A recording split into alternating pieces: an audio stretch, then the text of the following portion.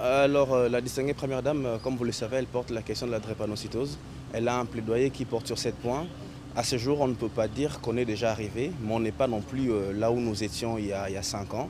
Aujourd'hui, sur les différents plaidoyers que porte la première dame, on a pu voir dès l'instant où elle a pris cette question en charge, il y a la question de la sensibilisation. Il y a beaucoup de structures, il y a beaucoup d'ONG qui aujourd'hui parlent de la drépanocytose, ce qui est déjà une très bonne chose, une très bonne avancée, parce que plus on parle de la question, plus on sensibilise et de meilleurs résultats on va voir sur le terrain, premièrement. Deuxièmement, comme on a pu le voir, le centre de médecine mixte et d'anémie SS, le centre Mabanga Yolo, a été complètement réhabilité. L'état dans lequel ça se trouve actuellement, je pense que les malades qui y sont soignés n'ont rien à envier de ce qui se passe à l'extérieur. Donc on peut dire qu'il y a quand même eu des pas considérables et nous sommes en train d'avancer.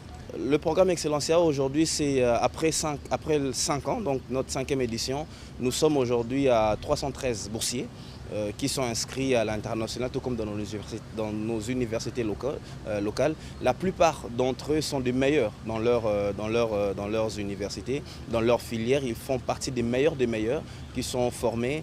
Excellencia, après 5 ans, c'est aussi des jeunes qui reviennent au pays pour faire des stages, mais aussi des locaux qui sont déjà là, qui sont en train de rallier formation académique et formation professionnelle pour qu'ils puissent être vraiment très utiles, parce que l'objectif c'est de créer des citoyens, c'est avoir des citoyens qui vont présider à la destinée de notre nation.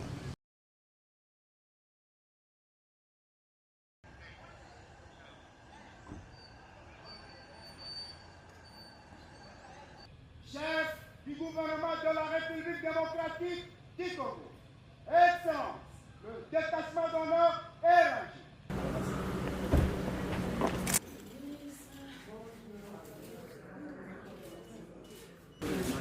Merci beaucoup. Merci.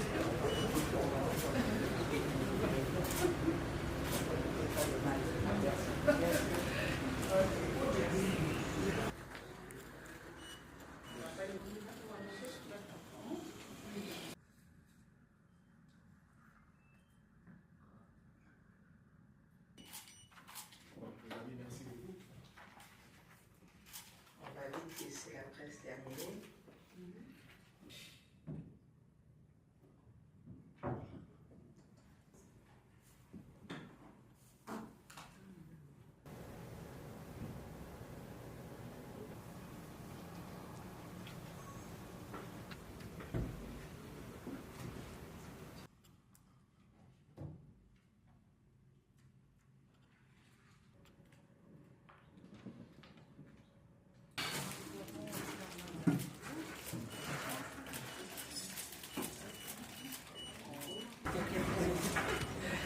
Merci beaucoup.